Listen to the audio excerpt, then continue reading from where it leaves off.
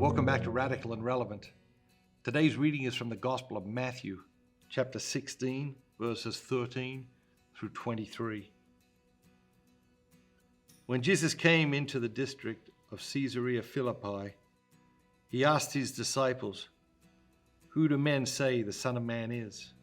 And they said, "Some say John the Baptist, others say Elijah, and others Jeremiah or one of the prophets." He said to them, "But who do you say that I am?" Simon Peter replied, "You are the Christ, the Son of the living God." And Jesus answered him, "Blessed are you, Simon Bar-Jonah, for flesh and blood did not reveal this to you, but my Father who is in heaven. And I tell you, you are Peter, and on this rock I will build my church, and the powers of death shall not prevail against it.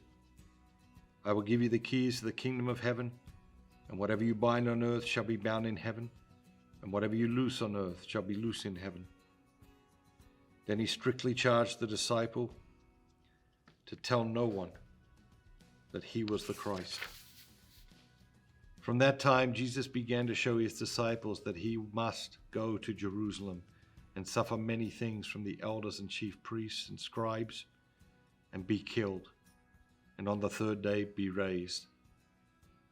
And Peter took him and began to rebuke him, saying, "God forbid, Lord, this shall never happen to you." But he turned to him and said, "Peter, get behind me, Satan. You are a hindrance. You are a hindrance to me, for you are not on the side of God, but on the side of men." It's a great reading.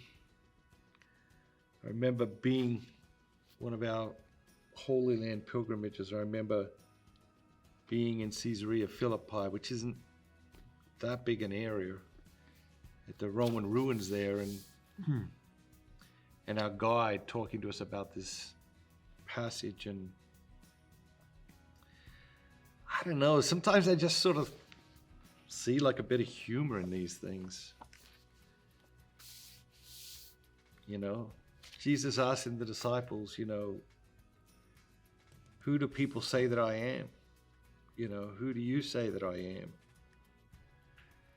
Like most people, if they started asking you these questions, you'd get the impression that they were like having a bit of an identity crisis. Who do you say that I am? Who do they say that I am? It's like, well, hold it, Jesus, get it together, man. You are the Christ. We need you to be very clear about who you are. Of course he is. That's the thing. He isn't asking for himself. Jesus never asked questions for himself. He already has all the answers to the questions. So anytime you're reading the scriptures and God asks a question, the Old Testament or the New Testament, sit up, pay attention. Something important is happening anytime God asks a question, because God has no need to ask any questions. He already has all the answers. Jesus isn't asking who people say he is because he cares what people think about him. People isn't asking, who the disciples say he is for any other reason than to focus them in, to get them clear about who he is, what matters most. And of course, in the very next part of the passage, he says, all right, we're going to Jerusalem.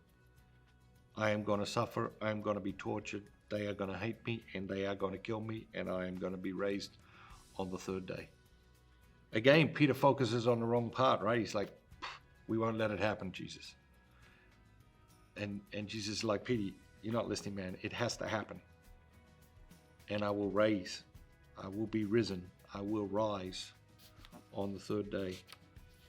What jumps out at you today? I call this the Jesus question. Who do you say that Jesus is? Our culture wants to say, he's just a great teacher, or other religions want to say he's a prophet. A lot of people say, there's some wisdom there. But he didn't claim to be a prophet. He didn't claim to be a great teacher. He claimed to be the Son of God. And if he isn't that, he's a liar. And if he's a liar, what are we doing? Who do you say Jesus is. Have a great day, and remember, be bold, be Catholic.